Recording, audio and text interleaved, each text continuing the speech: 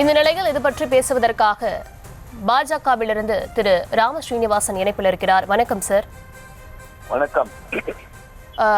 பாஜக மற்றும் அதிமுக கூட்டணியில இணைஞ்சிட்டீங்க. இந்த நிலையில ஓபிஎஸ் டிடிவியோட நிலை உங்களோட கூட்டணியில எப்படி இருக்கும்? எதிர்காலத்துல அவங்கள கூட்டணியில வச்சுப்பீங்களா? இது பற்றின கருத்து என்ன? ஏற்கனவே ஓபிஎஸ் அவர்களும் டிடிவி அவர்களும் நம்ம தேசிய ஜனநாயக கூட்டணியில பிஜேபி கூட்டணியில இருக்கிறாங்களே, அதோட இப்ப புதிதாக அதிமுக கூட்டணி வந்து சேர்ந்திருக்கிறாங்க. நீங்க ஏன் இதை ஸ்பெசிபிக்கா கேக்குறீங்கன்னு எனக்கு தெரியல.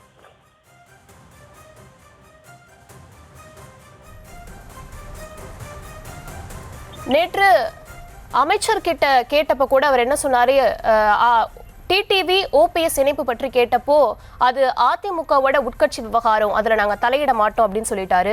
கூட்டணி குறித்து கேட்டப்ப கூட ஒரு தயக்கத்தோடைய பதில் சொன்னாரு. ஒருவேளை எதிர்காலத்துல அவங்கள கை கழுவி விடுறதுதான் அவங்களோட பிளானா?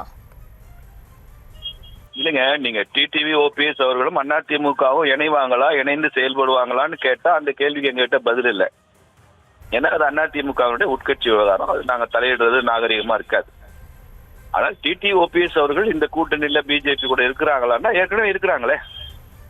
பாராளுமன்ற தேர்தலில் சேர்ந்தாலும் போட்டிட்டோம், அவங்க எல்லாம் வேட்பாளராக களம் நின்றவங்க தான் ஏற்கனவே இருக்கிறாங்க. புதிதாக இந்த தேர்தலில் அதிமுகவும் எங்களுடன் கூட்டணியா வந்திருக்கு. தேசிய ஜனநாயக கூட்டணியுடைய களம் விரிவடைந்திருக்கிறது. இணைப்பில் இணைந்தமைக்கு நன்றி திரு ராம ஸ்ரீனிவாசன். வணக்கம்.